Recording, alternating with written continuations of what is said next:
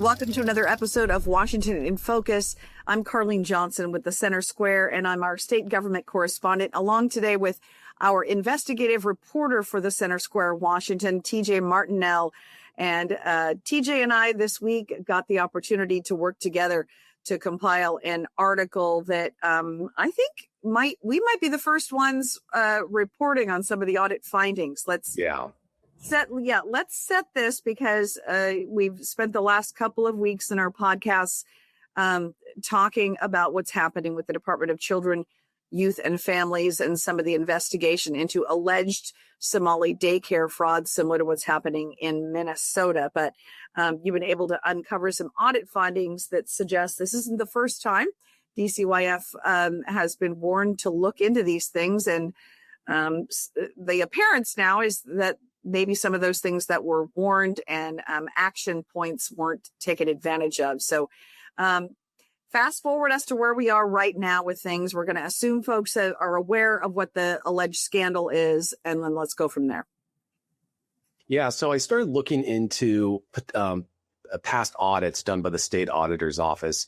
And it was really interesting that I started searching for child care and DCYF, and they came up with two audits. One was from 2020. And interestingly enough, it concerns the child care subsidy program and what they consider to be an inadequate amount of oversight over the program. Now, granted, just to be clear, this concerned their ability to audit child daycare providers in home who were over capacity. So that means that they had more children than they were allowed to have due to the size of the space used.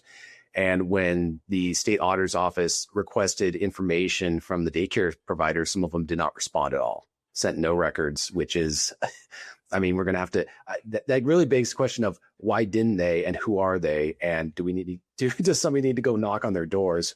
So that's what we found. But what was interesting is they came to the similar conclusions in 2017. And this was just when this, DCYF started up.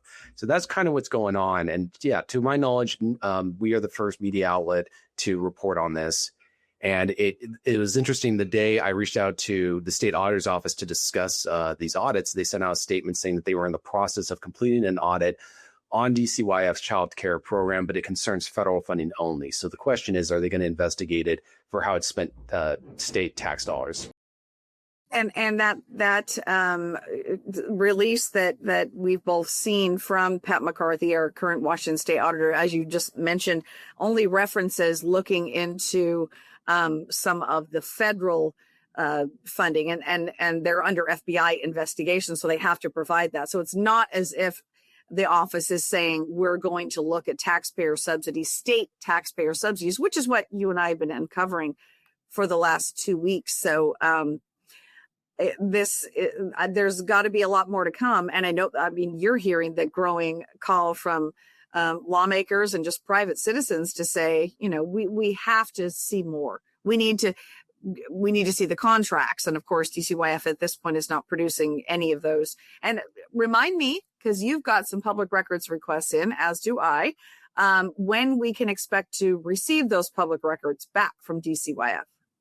I mean, it's going to be a couple months for one of them. Now, granted, I put out a pretty extensive multi-year request in terms of the time frame, but some of the other ones we might be getting back sooner. I think the question is at this point, did anybody warn DCYF about this going on, and what actions did they take? I think that's the big question.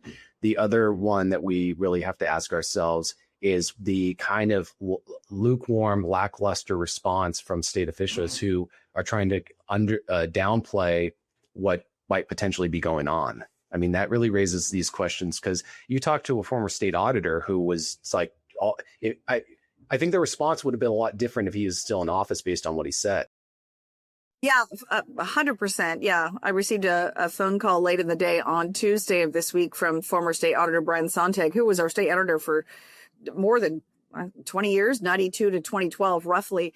Democrat, by the way, but always a very reasonable guy. And it should be a nonpartisan office. And he always operated it that way. I feel like every state agency that, even should be nonpartisan, everything's been politicized in this climate we live in now. And so, yeah, Brian Sontag's take was, He goes, I had fraud specialists. When something like this is brought to my attention, the first thing I do is task my fraud specialist with, getting all over it. Go to the state agency, start asking questions. Because when the state auditor goes to DCYF or any other state agency, they can't say, you center square, I'll get back to you in 5 months. They can't say that. They have to provide the documents. They have to show what the contract looks like. And so, his suggestion is everyone in the public, every taxpayer in the state of Washington has the right to know, has the expectation to know where all this public money is going. So it'll be interesting to see if his voice speaking into this right now has any influence on how our current state auditor's office responds. Yeah, one thing that's also been really interesting is the complete radio silence from DCYF. I mean, you and I have tried to reach out to them. I've heard other media outlets have tried to reach out to them and they're just not responding. So it really raises the question of what communication is going on internally and what response ultimately is Secretary sent. And when I reached out to him, I made a point about these audits. These occurred when she was not secretary. This occurred when Ross Hunter was the secretary and he ended up stepping down. And so this isn't an effort to blame someone for stuff that went on prior, but the question is, now that you're in the office, and you've been hearing the stuff, what are you going to do about it? And DCYF Secretary Tonneson, appointed by Governor Ferguson, you and I have both been asking, and I continue to send requests for interviews every couple of days. At this point, when I do get a response back from DCYF and their communications director, Nancy Gutierrez, she kind of dodges that. I've not got a direct response, I don't know if you have, to my request for an interview with Tonneson, because I want to sit down with her. I mean, it's the whole buck stops here kind of a thing. And you're right that she wasn't, holding that position when many of these questionable payouts were made, but she isn't now. She's been there in that position now for more than a year. And so you've got a massive amount of scrutiny on you, not just on the state level, but from the federal level. And yet she's unwilling to sit down with a reporter. I haven't seen her on any other news. I mean, what's really been fascinating with this whole thing is the responses by state officials. I mean, or elected officials. You have Nick Brown coming out very hard against the scrutiny that's going on.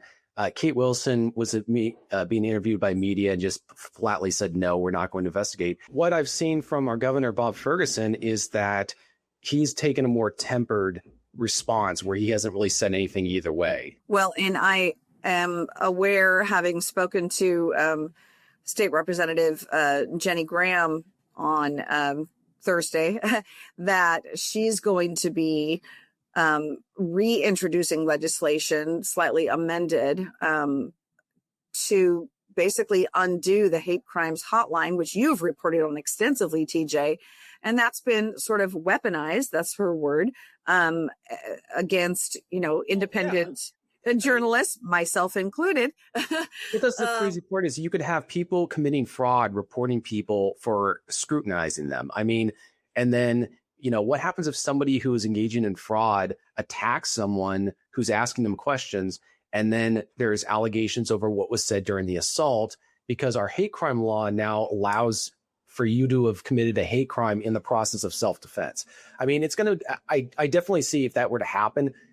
The reality is here's kind of what it seems like is going on or is going to go on. The state can either take care of this or the feds are going to get involved, and the feds are probably going to get involved either way. But I think that the response you're seeing from places like Minnesota is just almost like doubling down on what's going on. And so I think that if I was a state official who knew nothing about this and didn't know anything and wasn't involved, that you would be wanting to cooperate with federal authorities, because pushing back really hard doesn't make you look innocent. Let's be frank.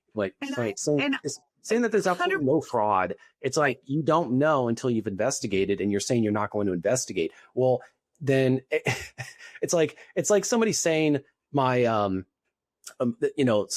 makes an allegation and the cops say there's nothing wrong, but we're not going to investigate, but we know nothing happened. Well, and think about this, TJ. You've got, as you mentioned, Governor Ferguson is remaining relatively quiet. on all of this, right? But you've got A.G. Brown, and you've got DCYF, and then Katie Wilson and other very powerful public officials that have come out and said that us knocking on doors of homes that are receiving tens of thousands of dollars every month in taxpayer subsidies, supposedly having home daycares, and there's no evidence of that. That is harassment.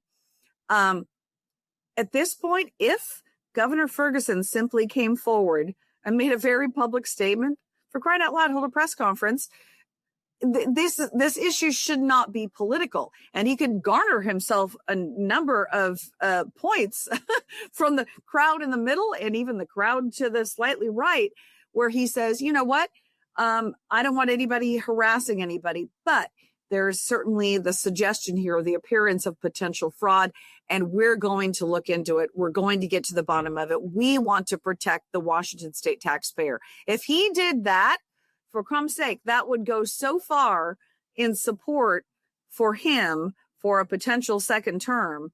I don't know why he's not staking out that territory. It's pretty obvious middle ground, in my opinion, at this point, and no one's staking out that spot. I just find it funny that the Attorney General's office investigates fraud, and that's part of its job. And they're already coming to a conclusion before any before any investigation's been launched. Well, I'm so grateful. This was fun to get to collaborate on this story with you, TJ, and we can promise all of our viewers, all of our readers, that there will be much more to come.